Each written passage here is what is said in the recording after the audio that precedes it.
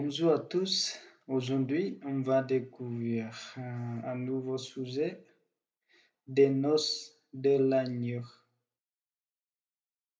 D'après la vision qui raconte dans le livre de l'Apocalypse 19, versets 7 à 10, Jean a vu et entendu les multitudes célestes louer Dieu pour le festin des noces de l'agneau. On comprend mieux la notion de festin des noces à la lumière des coutumes nuptiales à l'époque de Christ. Sur ce fond, l'image a un sens spécifique dans l'Apocalypse. Dans le festin des noces de l'agneau, l'époux est le Christ Jésus et son épouse est l'Église. Heureux les invités au repas des noces de l'agneau. Alors, dans ce sujet, tout d'abord, je vais présenter les noces de l'agneau selon Apocalypse. Et ensuite, je parlerai des repas des noces selon Saint Matthieu, chapitre 22 et 25. Enfin, je vais passer un peu sur heureux les invités aux noces de l'agneau sur l'Eucharistie. Alors, le contexte de ce chapitre, comme à plusieurs reprises depuis le prologue, un seuil est à nouveau franchi par les actions liturgiques d'Apocalypse. À l'intérieur de l'Apocalypse, on observe le passage répété de la complainte en geste à la complainte en parole. Ce procédé stylistique est constant en vue de l'appropriation du message. Et les complaintes étaient exprimées par les rois de la terre, les marchands de la terre et de la mer, tous gagnés par le fléau de la femme, et même la première victime des manigances de la bête.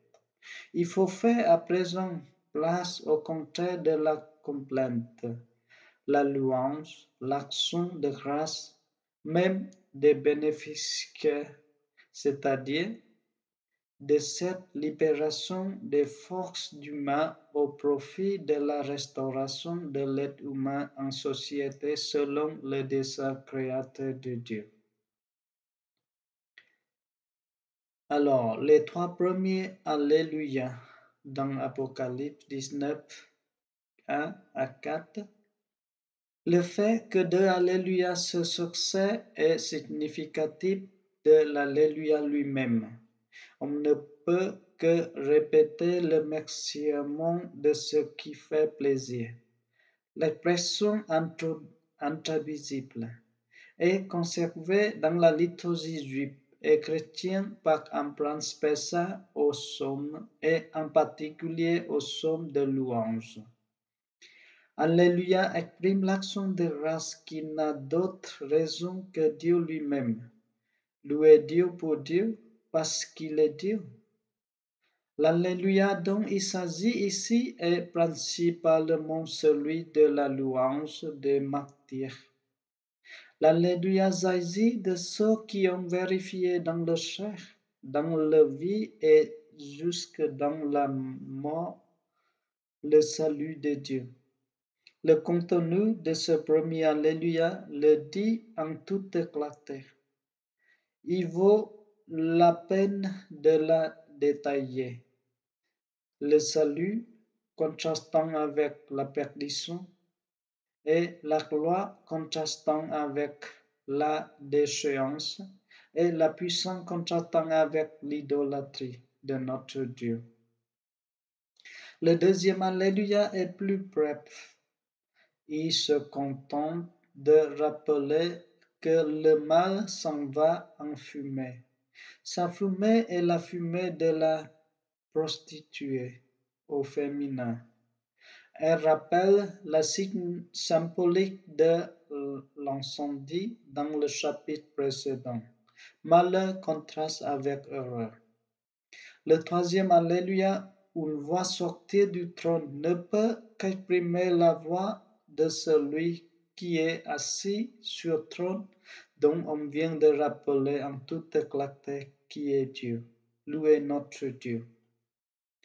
Et quatrième Alléluia, le règne, le royaume de Dieu est advenu dans l'histoire. Réjouissons-nous et soyons dans l'allégresse et donnons-lui la gloire. Cet Alléluia amplifié à son tour fondé sur sa cause, et même déployé pour rendre compte des implications de la noce de l'agneau. Alors, on va rentrer dans la partie le repas des noces dans l'évangile Matthieu. Dans sa vision racontée en Apocalypse 19, 7 dit, Jean a vu et entendu les multitudes célestes louer Dieu pour le festin des noces de l'agneau, littéralement le repas des noces, qui était sur le point de commencer. On comprend mieux la notion de festin des noces à la lumière des coutumes nuptiales à l'époque de Christ. Dans l'Évangile, nous trouvons cette présentation principalement dans deux paroles, dans deux paraboles de Jésus sur le royaume, celle des invités aux noces et celle des vierges ou des vierges folles. Cette image a l'avantage de mettre en lumière à la fois les personnages concernés et la situation, l'activité du ciel. Les mariages étaient cédés en trois grandes phases. D'abord, les parents des deux mariés signaient un contrat de mariage et les parents du marié, ou le marié lui-même payait une dot à la mariée ou à ses parents. La dot marquait le début de la période fiançailles. Ensuite, le plus souvent, un an après, le marié, accompagné de ses amis masculins, se rendait chez le marié à minuit, créant une procession aux flambeaux dans les rues. Le marié, préalablement informé de ce qui se passerait, se tenait prêt avec ses demoiselles d'honneur et elle rejoignait la parade jusqu'à la maison du marié. Cette coutume est le cadre de la parabole des 10 vierges dans Matthieu 25 à jusqu'à 13. La troisième phase était le repas du mariage lui-même, qui pouvait durer plusieurs jours, comme on le voit dans le récit des noces de Cana en Jean, chapitre 2, verset 1 à 2. La vision de Jean dans l'Apocalypse met en scène cette troisième phase, le festin des noces de l'agneau Jésus-Christ et de son épouse l'Église. Cela implique que les deux premières phases ont déjà eu lieu. La première s'est accomplie sur la terre, quand chaque croyant a personnellement mis sa foi en Christ comme son sauveur. La dot payée par le parent du marié, Dieu le Père, et le sang de Christ versé pour son épouse. L'Église terrestre d'aujourd'hui est donc fiancée à Christ. Et de même que les vierges sages de la parabole, tous les croyants doivent veiller en attendant la venue du marié, le retour de Christ. La deuxième phase symbolise l'enlèvement de l'Église.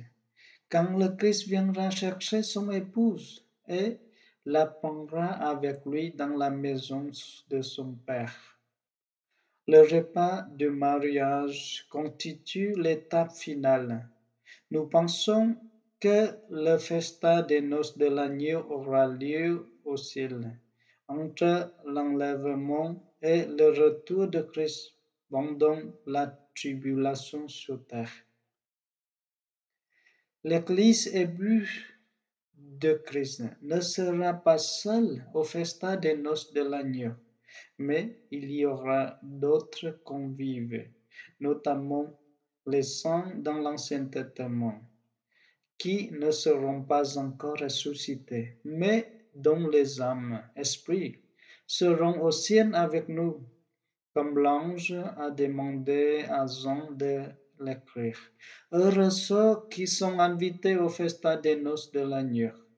Le festin des noces de l'agneau est une célébration glorieuse de tous ceux qui sont en Christ.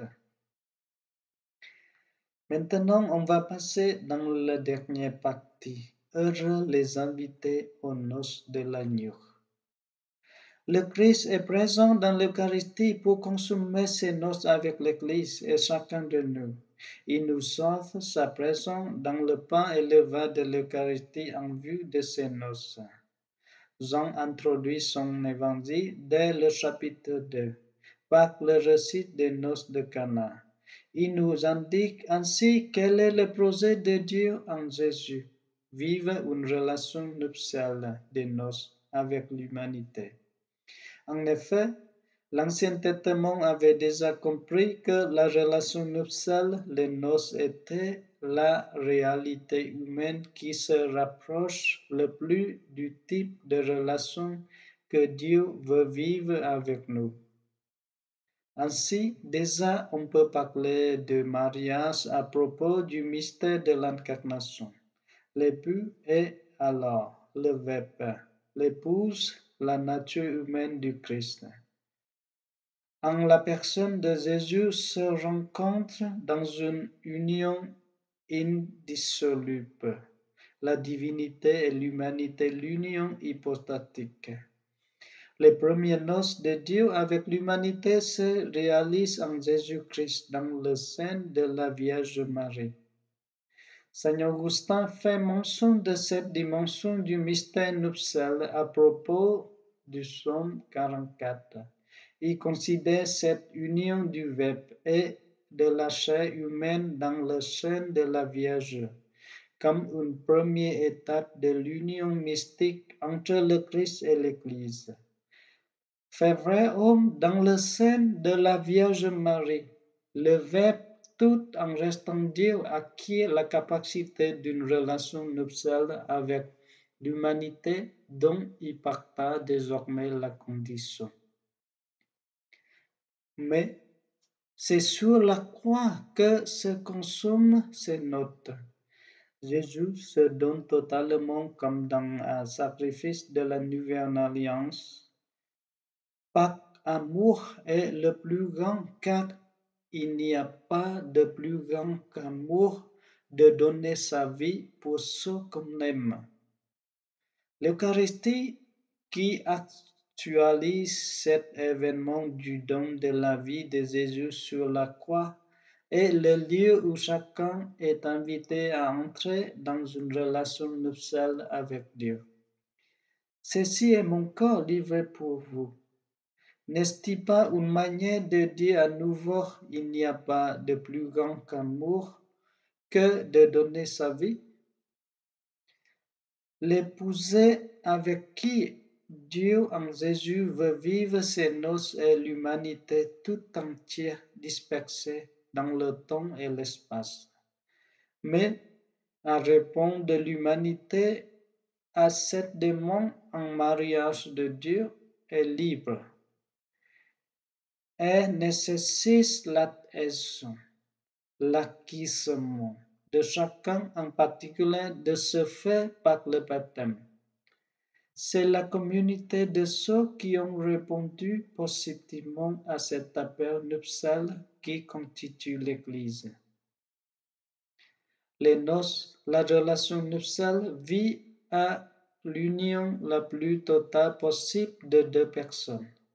Les noces ont pour leur objectif l'union aussi parfaite que possible, pour nous rejoindre au plus intime et le plus totalement possible dans l'Eucharistie. Dieu en Jésus et par l'action de l'Esprit Saint, comme pour l'incarnation dans le sein de Marie, s'identifie au pain et au vin qui nous invite à manger. Celui qui mange ma chair et boit mon sang demeure en moi et moi je demeure en lui. C'est dans cette mendication communion que se consument les noces de Dieu avec l'humanité. Il vient en nous et par l'action de l'Esprit Saint, nous devenons lui. Encore une fois, selon l'expression de Saint Paul, ce n'est plus moi qui vis, c'est le Christ qui vit en moi. Le rythme liturgique le souligne lorsque le célébrant invite les fidèles à la communion en disant « Heureux les invités au repas des noces de l'agneau ». Voilà, merci pour votre écoute.